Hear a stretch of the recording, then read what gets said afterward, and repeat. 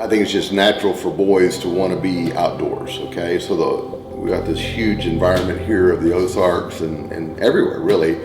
So there's a natural calling, I think, in a young man, a boy, to be outside, okay? And we've kind of lost that a little bit.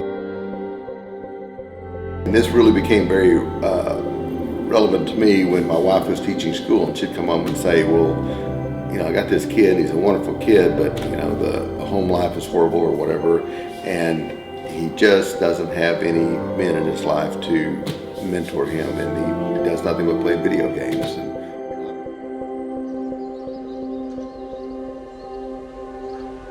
They come from all different places, all different kinds of personalities, all different interests, but they come together to one camp of a goal of hunting or fishing.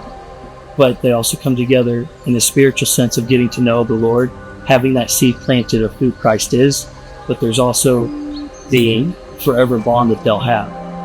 These camps, there's never the same boys and adults that sit at every camp, so these are crucial, precious memories that are made.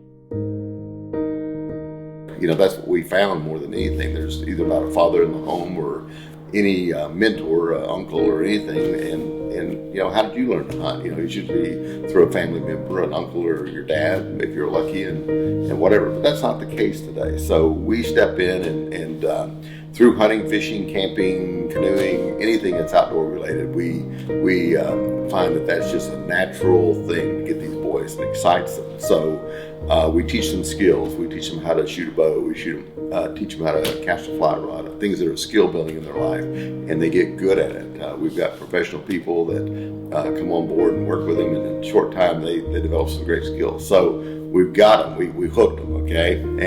But now we were going to sit around the campfires in the evening, and we're going to talk about the events that we've done. We're going to celebrate the successes we've had in the outdoors. But then we're going to talk about what it is that transition from a boy to a man. And we are a faith-based group. We don't hide that. We feel like the spiritual development, as well as that mind, body, soul, you know, everything there that encompasses a boy transitioning into a man is so critical in that age, 13 to say 18 years of age.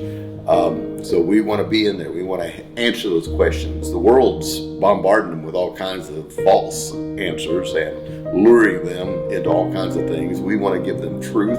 We want to give them answers. But more than anything, we want to hopefully live lifestyles that are Christ-like and be a man that is big in the outdoors. Okay, not that we're all Daniel Boones and heroes, but at least we have some skills we can demonstrate and we can teach them. So they're going to naturally look up to us as somebody that they enjoy being around and just doing these things.